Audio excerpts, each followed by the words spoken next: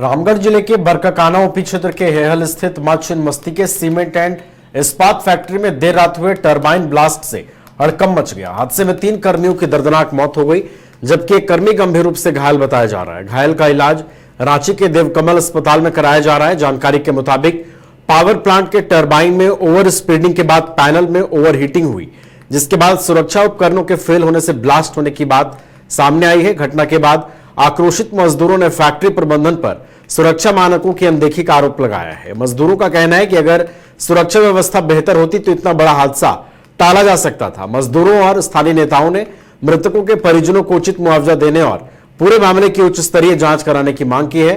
फिलहाल पुलिस और प्रशासनिक स्तर पर मामले की जांच की जा रही है। हमारे साथ एहसान हमारे संवाददाता फोन लाइन पर जुड़ गए हैं रामगढ़ से, उनका रुख करते हैं।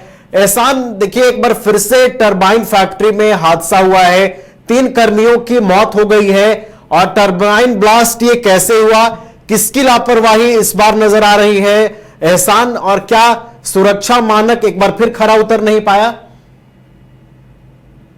जी देखिए, ये सुरक्षा मानकों का घोर लापरवाही बरता जा रहा है। आप हाल ही में देखा, आपने हमारी चैनल के माध्यम से लोगों को बताया कि श्रीराम प्लांट में भी इसी तरीके से एक मजदूर की जान जा चुकी है।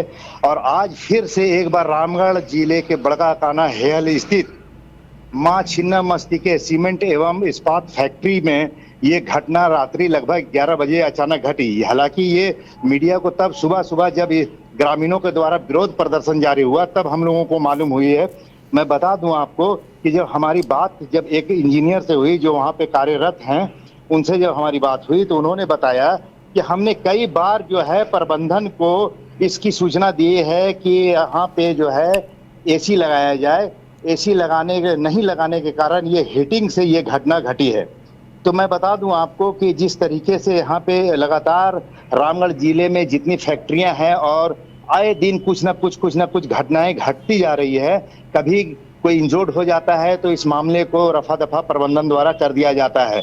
लेकिन अगर देखा जाए तो रामगढ़ जिले में जितनी भी फैक्ट्रियां हो, इस पर एक, जैसा कि लोगों का कहना है कि एक उच्च स्तरीय कमेटी, निगरानी कमेटी बननी चाहिए, जिस तरीके से फैक्ट्री में सेफ्टी के दृष्टिकोण से क्या क्या सुरक्षा मानकों का होना चाहिए।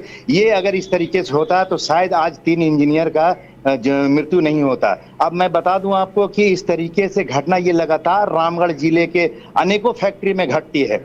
चाहे वो आप देख सकते हैं कि जिस तरीके से अभी लगातार पिछले कुछ दिनों पहले जो है झारखंड इस्पात फैक्ट्री में भी इस तरीके से घटना हुई है, उसमें भी मजदूरों की मौत हुई है। और सीधा तौर पर यही होता है जब अगर चाहे वो जनप्रतिनिधि हो चाहे ग्रामीण हो, जब उनके द्वारा जब आक्रोश होकर जब विरोध प्रदर्शन किया जाता है तब जाके कहीं उनको कुछ मुआवजा दे के और चुप करा दिया जाता है। लेकिन बात सामने निकल के ये भी आ रही है, जब हमने ग्रामीणों से बात की और लोगों से भी बात की तो बात ये होता है कि प्रबंधन जो है या तो फिर ये मैनेज ऊपर करते हैं, जो इनके देख रेख करने वाले जो अधिकारी होते हैं, संबंधित अधिकारी होते हैं, उनको चुप करा दिया जाता है लेन देन करके। ये तरह का बात सामने निकल कर आ रही है। और मैं आपको ये भी बताना चाहूंगा कि इस तरीके से घटना जो लगातार घट रही है रामगढ़ जिले में, ये एक बहुत बड़ा सवाल खड़ा कर रहा है कि एक तो इंडस्ट्रियल एरिया होने के नाते जो है यहाँ पे चाहे जिला प्रशासन का भी पैनी निगाह होना चाहिए था, लेकिन जिला प्रशासन के द्वारा भी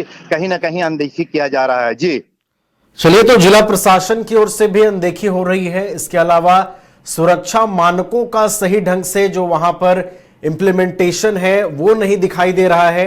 इसके अलावा जो फैक्ट्री प्रबंधन है उसकी भी लापरवाही कहीं ना कहीं इस तरह के हादसों की घटनाओं की वजह बन रही है। अब देखना है, लोग एक बार फिर आक्रोशित हैं, 3 इंजीनियर्स की जान गई है।